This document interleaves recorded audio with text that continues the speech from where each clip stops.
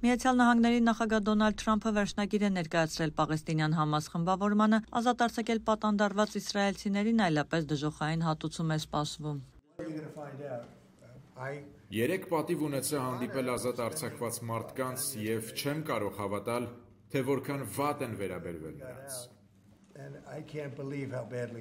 Հայտնի է, որ այս շաբաթ Թրամփի վարչակազմը Իսրայել է առաքել $4 միլիարդ սպառազինություն։ Մեկ ամսվա ընթացքում երկրորդ անգամ օգտագործելով նախագահական հատուկ լիազորությունները շրջանցելու կոնգրեսի թույլտվությունը, ինչը սովորական գործընթաց է զենքի նման առաքումների պարագայում։ Համասի խոսնակն արձագանքել է, որ պատանդներին ազատելու լավագույն ճանապարհը հրադադարի շուրջ բանակցություններն են։ Թեև Վաշինգտոնն ունի ահաբեկիչների հետ չբանակցելու վաղեմի քաղաքականություն, սակայն Թրամփը հաստատել է, որ իր գլխավորած վարչակազմն ուղղակի բանակցություններ է սկսել ԱՄՆ-ի կողմից ահաբեկչական ճանաչված Համաս խմբավորման հետ, պատանդներին ազատելու նպատակով։ Մենք օգնում ենք Իսրայելին այդ քննարկումներում, քանի որ խոսում ենք իսրայելցի պատանդների մասին։ Համասի առնչությամբ ոչինչ չենք անում, գումար չենք տալիս։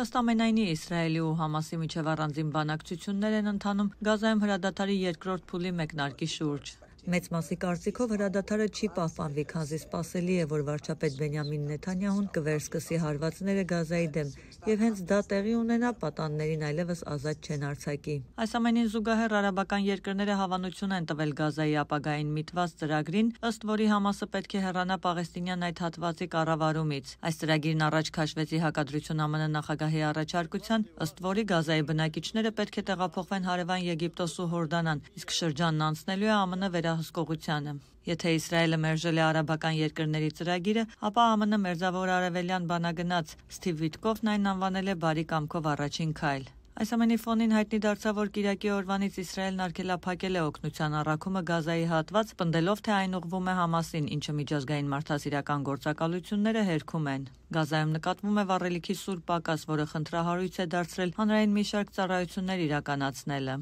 Ամերիկայի ձայն, Վաշինգտոն։